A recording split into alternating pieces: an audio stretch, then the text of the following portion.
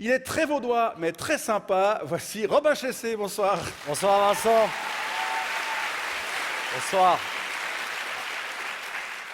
L'actualité de cette semaine a été marquée par des événements tragiques. C'est pourquoi j'ai décidé de m'emparer d'informations vraiment indispensables et pertinentes. Très bien. Alors je découvre en même temps que tout le monde le premier sujet qui va nous intéresser. Donc, une femme prend l'avion avec des crottes de girafe. Ok. Oui, mais ça, je clique direct, ouais, je suis comme tout le monde. Ouais. Non, mais c'est intéressant, et ça se passe aux États-Unis. Il y a une femme qui s'est fait contrôler à l'aéroport de Minneapolis alors qu'elle revenait du Kenya. Quand elle est arrivée à la douane, la passagère a déclaré transporter des crottes de girafe, expliquant vouloir en faire un collier. Ouais.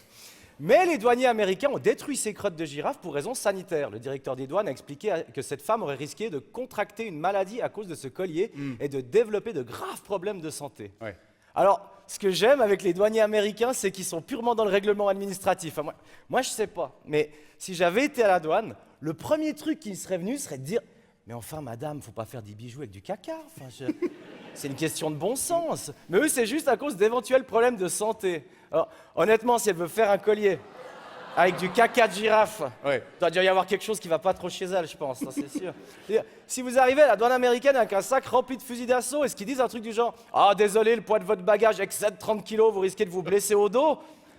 C'est pas exactement l'image que j'avais d'un douanier américain, toute cette bienveillance. Ouais, c'est absolument dingue. Surtout que d'habitude, quand on revient de voyage, je sais pas, on ramène un jumbé, un t-shirt I Love Las Vegas, ce genre de choses. Oui, ou à la limite des enfants, si vous êtes Angelina Jolie, mais pas... Non, pas du caca de girafe. Non, effectivement. On passe à la suite. Musique, clap de fin pour Gérald de Palmas. Ouais, le chanteur Gérald de Palmas a annoncé mardi sa décision de mettre fin à sa carrière d'interprète en raison d'un problème de voix récurrent. Bon, c'est un peu dommage qu'il ne s'en soit pas rendu compte il y a 30 ans. Vous me direz, des problèmes de voix récurrents, c'est pas ce qu'a arrêté Carla Bruni, hein, ça c'est sûr. Un sujet santé maintenant. Ouais, bah, ce sont aussi les nouvelles augmentations de primes maladie qui nous ont occupés ces derniers temps. Eh oui. Et la Suisse romande est particulièrement concernée. Les jeunes voix, par exemple, paieront 454 francs en moyenne en 2024, contre 246 francs pour les Appenzellois de Rhône intérieur. Ouais. Comment expliquer cet écart? Bon alors déjà, ils n'ont pas d'hôpitaux en Appenzell. Donc Ouais. c'est sûr que les coûts baissent assez radicalement quand on n'a pas d'hôpitaux, hein, Oui. ça, c'est sûr. Et quand on vit à 8 km de notre premier voisin, c'est clair que les maladies se transmettent beaucoup moins, ça aide. Mais figurez-vous qu'une autre raison avancée est que dans les petits cantons de Suisse centrale, les gens vont moins chez le médecin, et c'est un professeur en économie dans une haute école zurichoise qui l'explique. Dans certaines régions, il n'est peut-être même pas bien vu d'aller tout de suite chez le médecin. On attend plutôt de voir si ça va passer tout seul. Voilà, alors on voit que ce monsieur a manifestement fait de cette méthode son mode de vie. Hein. Oh, mon mariage, j'attends que ça passe tout seul. Mais c'est intéressant ce fonctionnement en Suisse centrale, parce que je sais pas ce que moi je penserais d'un médecin qui me dirait quand je lui parle de mes problèmes de santé, « Oh, regardez si ça va passer tout seul !» Il n'y a pas à dire, la Suisse romande et la Suisse allemande, c'est pas pareil. Hein. Et là, j'aimerais juste ouvrir une parenthèse, Vincent. Ouais, allez-y. Parce que j'ai constaté que rien ne peut mieux démontrer cette différence culturelle que cette publicité pour la raclette vendue par cette grande coopérative de supermarchés. Je suis Laquelle? sûr que vous l'avez vu déjà sur vos écrans ou sur des affiches. Ouais. Le slogan « Plus ça sent, plus c'est bon Ah oui, plus ça sent, plus c'est bon. pour la raclette ». Pour de la raclette, ouais. Mais qu'est-ce que c'est que ce slogan? Je veux dire, en Suisse romande, personne ne dit jamais ça. J'ai jamais entendu un Valaisan me dire « Ah, trop bien, qu'est-ce qu'elle pue cette raclette !» Faut vraiment que la Suisse allemande arrête de nous envoyer toutes leurs pubs avec leurs traductions approximatives, hein. Ou alors qu'ils arrêtent de nous envoyer leurs goûts bizarres, je sais Ouais, pas. surtout que la raclette, c'est quand même très important, particulièrement ici, en Valais. Vous avez vu passer autre chose? Oui, vous savez qui n'en a absolument rien à foutre de rien? Non. Eh ben la FIFA, ouais.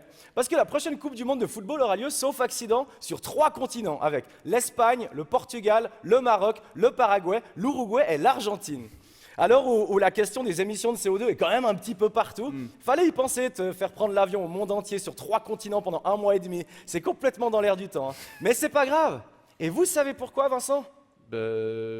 Parce qu'elle en a rien à foutre de rien, la FIFA. Bah exactement, oui. Eux, ils trouvent que c'est une belle manière de fêter le centenaire de la compétition et que c'est un beau message de paix, de tolérance et d'inclusion. Et ça, c'est toujours les formules de la FIFA. On répond à des problématiques par des phrases de Joséphine Ange Gardien. Mais surtout, c'est très malin de leur part à la FIFA. Parce que vous n'ignorez pas que les Coupes du Monde sont normalement attribuées sur la base d'un tournus de continents. Ouais. La dernière était au Qatar et la prochaine sera aux USA, au Canada et au Mexique. Donc Asie, Amérique. Ouais. Et là, ça serait logique qu'on retourne en Afrique et ensuite en Europe. Eh ben non, Parce qu'avec l'Espagne, le Portugal et le Maroc, ils pourront dire « Ah, formidable, on a déjà fait l'Europe et l'Afrique !» Du coup, ils pourront passer 2 tours et retourner directement en Asie. Et qui est candidat en Asie pour 2034 ?